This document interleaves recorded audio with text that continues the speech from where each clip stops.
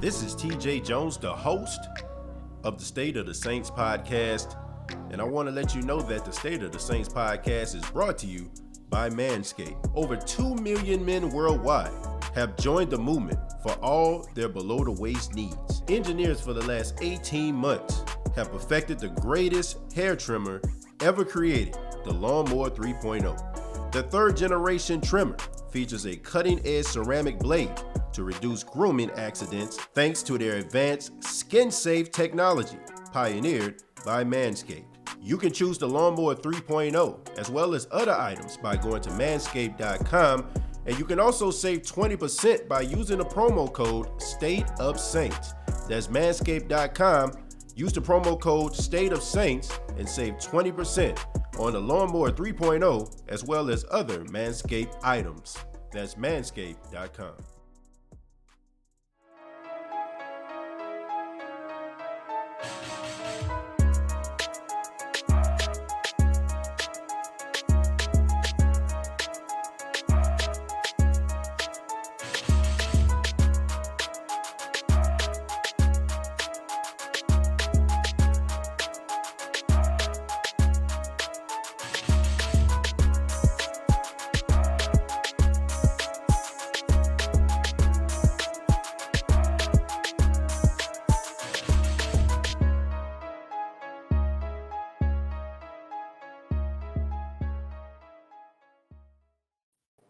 Hey, what's going on, Who Dat Nation? It is yours truly, TJ Jones, the host of the State of the Saints podcast. And we have a special guest here on the State of the Saints podcast from 104.5 in Baton Rouge, ESPN, and the host of After Further Review. We have Matt Moscona. Matt, what's going on, man? TJ, what's good, man? It's a weird Lundi Gras here, man. There's ice everywhere. Nobody's working. Everybody's staying home. There's no parades. It's unconventional at best, man. But I'm doing good. Thanks. Hey, man, completely insane times. Also, thank you so much for for being a part of the show. I know a lot of crazy things going on out there in Baton Rouge, powwow and everything like that. So thank you for your time. We really do appreciate it, man. Yeah, man. I woke up this morning and I was heating up the Keurig to make my coffee, and power went out. So I mean, all over town right now. I mean, it's a deep freeze, man. Like we were talking offline. It's just weird because people listening in different parts of the country, I'm sure, who maybe don't understand. It's just we don't have the infrastructure in Louisiana to deal with snow and ice. We don't have salt trucks. We don't have plows. I mean, nobody knows what to do. Nothing's freeze proof, basically. So it's kind of the opposite of when the Upper East Coast, New York, got hit with Superstorm Sandy a few years back. It's like they didn't have the infrastructure to deal with a hurricane. Well, we don't have the infrastructure to deal with snow and ice. So man, this happens. Everything just shuts down. So and everybody's just hanging out at home today, just riding this thing out. Yeah, man. I mean, this is crazy. I mean, growing up in New Orleans, I can count maybe on one hand how many times I've seen snow. And since I left, I think it snowed quite a few times. But just thank you so much. Really do appreciate it. And, we hear you talk about the Saints on After Further Review, contract negotiations, Drew Brees. But want to get your perspective here on the State of the Saints podcast. Let's go ahead and start with Drew Brees. Sean Payton said, I think last week, that Drew Brees is probably going to come out maybe this week or next week with his announcement. So what do you think about Drew Brees, and what are the memories that you're going to have watching Drew Brees as the Saints quarterback? Oh, man. Look, for a guy who was born in New Orleans and was baptized at the black and gold altar, man, I just to live your entire life with a franchise that just didn't win, and then to have Drew Brees show up, sort of in that moment. I mean, I know all the different the parallels have been drawn about the Saints being reborn, the city being reborn post Katrina, and Brees' career post shoulder injury being reborn all together. I mean, that symbolism is obviously there, but the results on the field are what they are. I mean, as the league's all-time leading passer, as a guy that won a Super Bowl, brought this franchise to heights that none of us thought we'd ever see, and doing so in such a classy manner, who was so great to the community, lived uptown and made himself part of the community as well. I've often said, man, Drew Brees is the most influential sports figure in the history of the state of Louisiana. I mean, I could probably come up with some names, TJ, like, for example, Huey Long, right? Huey Long, when he was governor, he got Tiger Stadium built. He was so influential at LSU. We could talk about Tom Benson, certainly. But without Tom Benson, it's possible the Saints and the Pelicans aren't here. I mean, there may be no professional sports in this state. If Benson didn't step in and buy the team in the 80s, it's entirely possible an outsider could have stepped in, bought the team, and moved him. So, but as far as an athlete, there's nobody as influential as Drew Brees in the history of our state. So, man, we could do an entire podcast just on Drew. You want to talk about memories, man? Shoot, certainly being in the Dome for the Falcons game post Katrina. You want to talk about that divisional round game against the Eagles that year, getting that win, going up to Chicago, seeing that loss in Soldier Field. Some of the disappointments in 07 and 08, but of course, the 2009 season was so special. I remember the awesome game at home against the Jets.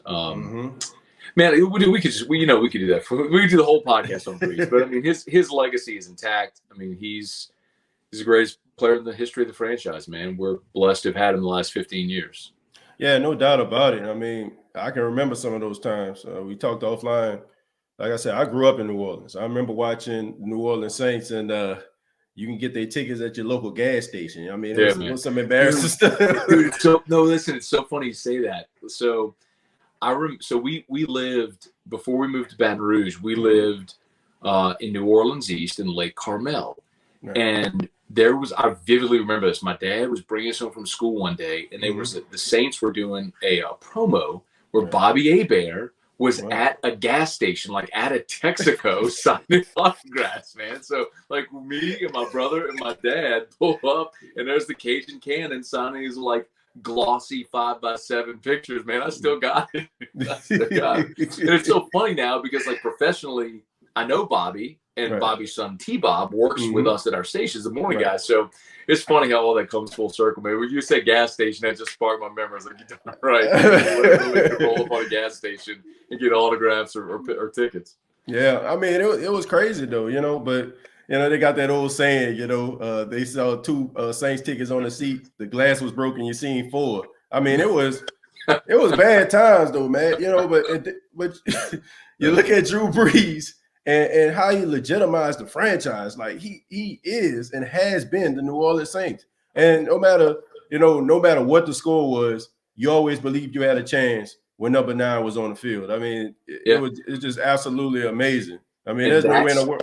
That is you're so right too, and that is really the complete antithesis of what the franchise was forever, because the thought was always, okay, how are they going to screw this up? Like, I can remember being in the Dome. So both my grandparents, my mom's parents and my dad's parents, had season tickets forever. And so we'd always end up sitting with one on one side or the other. But and they were like, my dad's parents sat on the 40 behind the Saints bench. My mom's parents were on the 40 behind the visitor bench. So it depends on kind of who had a ticket, where you get in the Dome. Man, I can remember watching a game.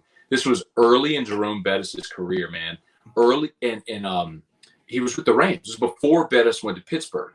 So, I mean, early Jerome Bettis. And Sam Mills made an incredible play, man. And you could check me on the date and all. I don't remember the year, the date, whatever. But Sam Mills hits Bettis in the hole and locks him up and, grabs the ball and spins, rips the ball away from Bettis and houses it. We're like, oh, we roll the 50s on that. And I'll be damned, the Saints didn't go lose that game to the Rams. And those were the same old sorry ass Rams, and they still find a way to lose. Like always, that's the biggest turnaround. It just, you're right. You just went into every game expecting that the team was going to win, and you were disappointed when it didn't happen because, if you go in and your expectation is the basement, bro, you're not expecting to win, then you're never surprised when you lose. Yeah. And man, that's the thing now. I talked about on my last podcast. I said when you were young, like growing up in the 90s, if the Saints won, you were like, what, they won? Yeah. Now it's like, and if they didn't, you didn't feel as bad. But now it's like they're really, really good. And when they lose, it's like, why? It hurts even worse. It's cliche to say, well, they changed the culture. But but what you just described there is literally what that means. It's it over the course of almost 2 decades, it changed the mentality of the fan base that had been ingrained for 40 years, which is, How are they going to screw it up? They're going to lose. They suck. I mean, it's now, even with Drew Brees on the way out, we all collectively have this feeling like, hey, man, whoever's next might actually be an upgrade because they push the ball downfield. Like, you look at all the talent on the roster, they could still win. You got Sean Payton. I mean, the fact that you had backup Teddy B went 5-0 last year, and you went 3-1 with Brees out this year. You're like, man, you can win with that. It's the whole mindset around the whole franchise just changed. Yep. Yeah, no doubt about it. I mean, we talk about Drew Brees and you just touched on it. I mean, we got to talk about the future now. I mean, the wheels keep turning, right? I mean, it's the National Football League, and the Saints got some questions they need to answer, especially at the quarterback position. Sean Payton talked about it in an interview, talked about he feels that his next quarterback is in the building. I mean, on one hand, you have Taysom Hill, who's the only quarterback on the payroll right now. Well, I mean, Drew Brees is, but we expect him to retire. And there's also Jameis Winston. And, man, you talked about Jameis Winston on your show. And this guy getting a lot of criticism here. And, I mean, everybody seems to be hung up on this whole 30 for 30, the 30 touchdown, 30 interceptions. But, what can Jameis Winston bring to the New Orleans Saints? What type of skill set are we talking about when we talk about Jameis Winston? Well, the skill set you're talking about is a guy who was talented enough to be the first overall pick in the draft. Mm-hmm. You're talking about a guy still in his physical prime. So I've talked a lot about Jameis for the last year because whenever it was clear he wasn't going to be back in Tampa, TJ, I don't know if I was the first, man, but I was among the first to say the Saints need to go sign him. Yeah. And the whole idea was replicating what they did the year before with Teddy Bridgewater. You get a guy who's proven he can be a starting quarterback in the league, not to be your starter, but to be a competent backup just in case. And, oh, by the way, maybe, just maybe, he could be the guy. And you get a test drive, basically, to say, could this be a guy that fits and could be your franchise in the future? Mm-hmm.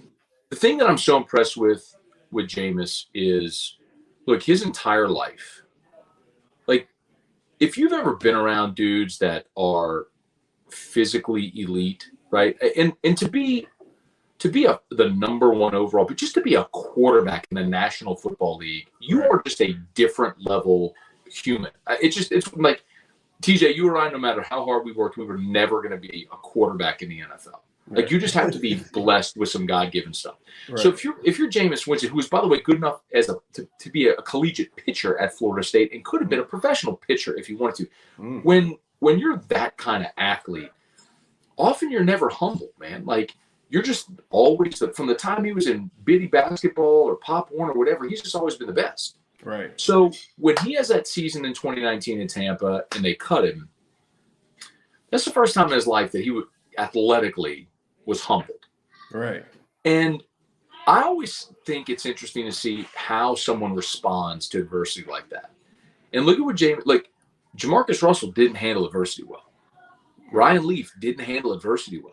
There's a lot of first-round draft picks at quarterback that are out of the league within 5 years because whenever it came to it, they didn't have the drive, the work ethic, the determination to let that match their physical ability to carry them through an NFL career. Yeah. Look at what Jameis has done. He went and got LASIK, fixed his eyesight. Right. He went vegan, lost 30 pounds, best shape of his life. Took a bargain basement deal at $1 million, just as he put it. I'm going to get my PhD in football. That's what he said when he came to sit under Drew Brees and Sean Payton. Yeah. Humbled himself this year, kept his mouth shut. Even when they played Taysom Hill when Drew got hurt, Jameis didn't complain. Yeah. Great locker room guy, great leader. Everyone on that team that I've spoken with raves about him. Guys that I know who play on the Bucs raved about him as a leader. Like, you can point to all the silly stuff he did at Florida State, and there was plenty. And the point that I've always made is, look, man, any human, anybody, if you're judged at what you do when you're 18 and 22 years old, we all did stupid things. Yeah, that's true. He was on a very public. I'm not excusing any of it, but the reality is also when you become a married man, when you have children, as Jameis is married, kids, now, like, your life and perspective, things change. Like, that stuff forces you to reevaluate everything and prioritize, and it forces you to mature, to grow up. And I think we've seen that evolution for Jameis. The on-field stuff that people always say about the turnovers, it's just a fallacy, man. I mean, he threw 30 picks in 2019, but that is the outlier. If you look at his 5 years in Tampa, the most interceptions he had in the season prior was 17. I mean, Peyton Manning as a rookie threw 29. I mean, I did this on my show where I ran through Peyton Manning, Brett Favre, Dan Marino. I mean, go through John Elway, Johnny Unitas. Go through like the greatest quarterbacks ever that people say. And they all had these 25, 30 interception seasons. I mean, it happens sometimes. You're on a bad team. You have to force the ball. I'm not excusing that altogether, but man, that's a guy where if with Sean Payton, with Michael Thomas, Alvin Kamara, the weapons they have, a top 5, top 10 defense in the league, like, could they win at an elite level with him? Yeah, they can. I'm not saying it's a cinch, it's a given, but can they? Yeah, absolutely. Yep. Yeah, I just look at Jameis. One thing that stood out to me was the 2019 season, week 17, his final press conference in a Tampa Bay uniform. And he said, I got all the tools to be the best quarterback in the National Football League. And he said, all I got to do is just cut down the interceptions. And, normally guys will say that, it's just lip service, but you can really like look in his eyes and tell like he really felt that way. And I also think that people need to understand too, Matt. I mean, he went to the Buccaneers. Like, he was the number 1 overall pick to the Buccaneers for a reason. They weren't very good. Statistically, if you look at the numbers, they didn't do much to help him. I mean, questionable offensive line, questionable running back play. And coach after coach after coach, philosophy after philosophy. Now he can come to an organization where, I mean, they're pretty stable, and they're not just – they're looking for him to win them some games, yes. But unlike in Tampa, like, the Saints can win in other ways too. They ain't got to throw the ball all over the place. And Sean Payton is not going to ask him to do something that he's not comfortable with. I think Bruce Arians, he's done that everywhere he went. That's the reason why every quarterback that was under his tutelage always ended up having a high rate of interceptions. Sean Payton goes into a classrooms and talks to these guys and say, hey, what plays are you comfortable with? And he puts that into a scheme, and then he slowly starts to add to that person's arsenal. So I just think that it would be a great place for him, and I just feel like now you don't have that whole cloud of being a savior of a franchise under you, It's true. That's tough. That's tough for a kid. It's also interesting, TJ, that the Saints would be getting Jameis right around the same point in his career that they got Drew Brees. Right. Drew Brees was in his mid-20s when they signed him from San Diego. Remember, that was in an era where most guys stayed in school 4 years. But right. It's one of those things where you're kind of getting them around the same point that you did Brees. And remember, Brees was a castaway.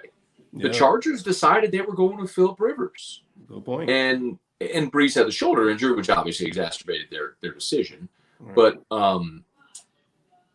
But they had already made the decision in drafting Phillip Rivers that they were moving on from Drew Brees. So, I think Sean Payton probably sees a lot of those similarities. The other thing I would say is, who else is a better option? I mean, realistically, look around and go, okay, well, there's some older veteran quarterbacks that are probably going to be available, like Ryan Fitzpatrick.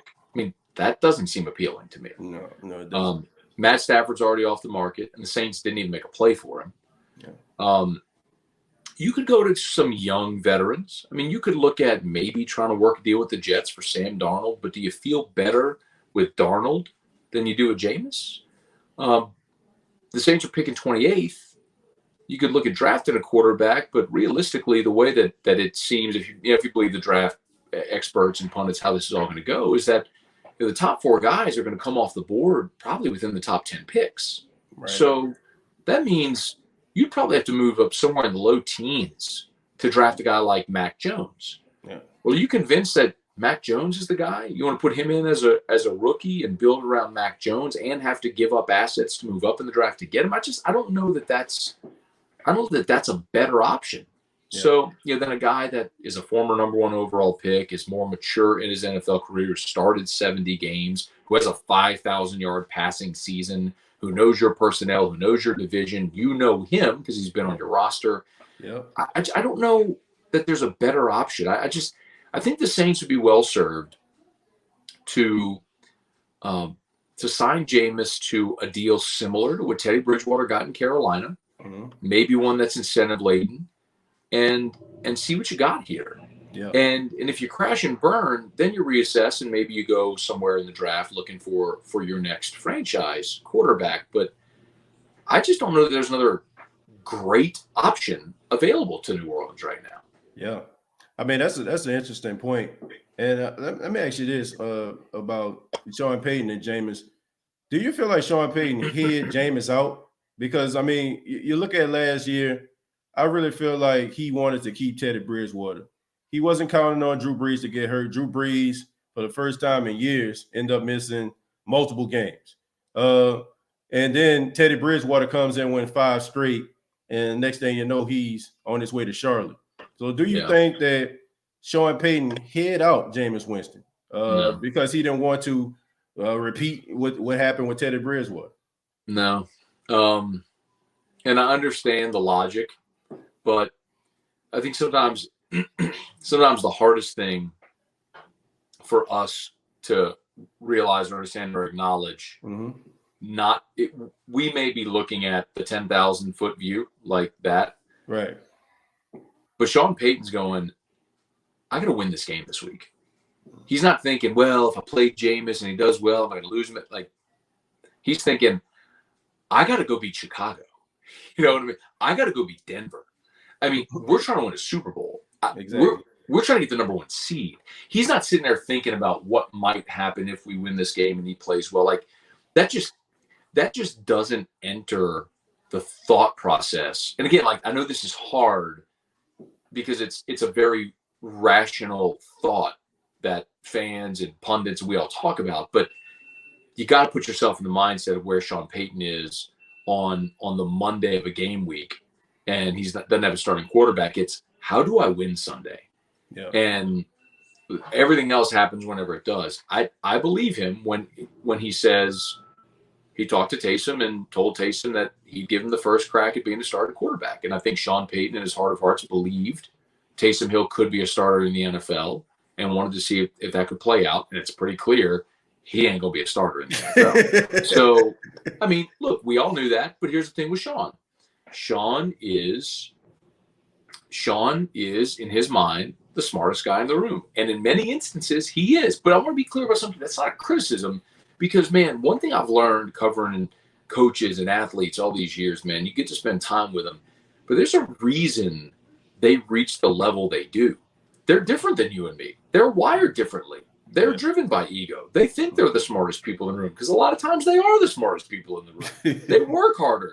They're tireless. Like, it's just different, man. Right. I mean, so I don't doubt at all that Sean Payton really believed that he could make Taysom Hill a starting quarterback in the NFL. And I think it's pretty clear after seeing that experiment, he ain't gonna make Taysom Hill a starting quarterback in the NFL.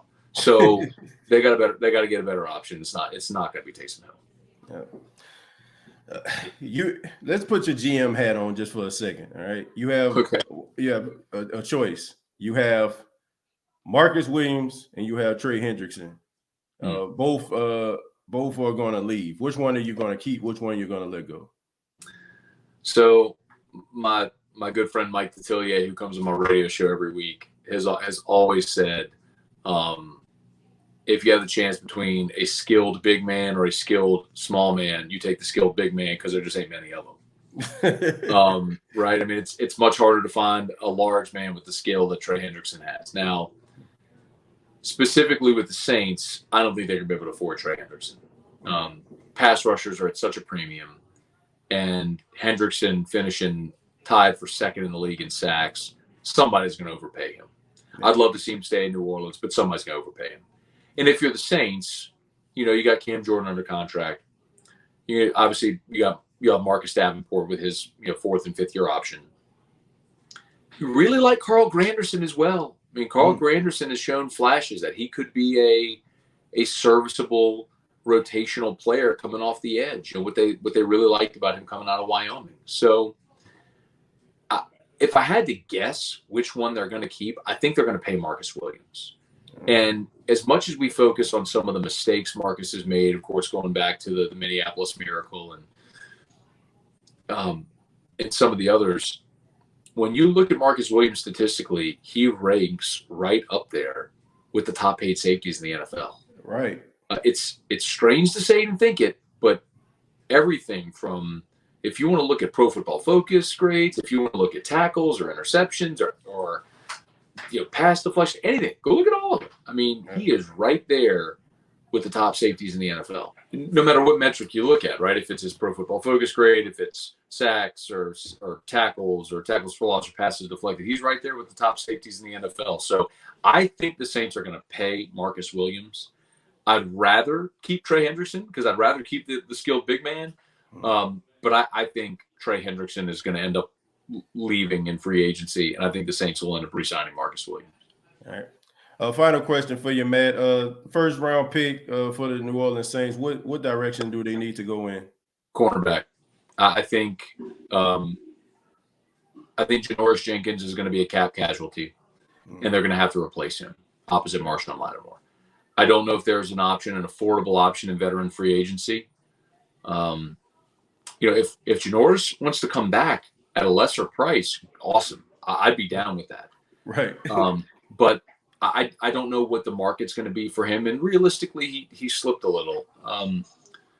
But I think that would be my number one target if they stay pat at 28, is give me the best corner on the board.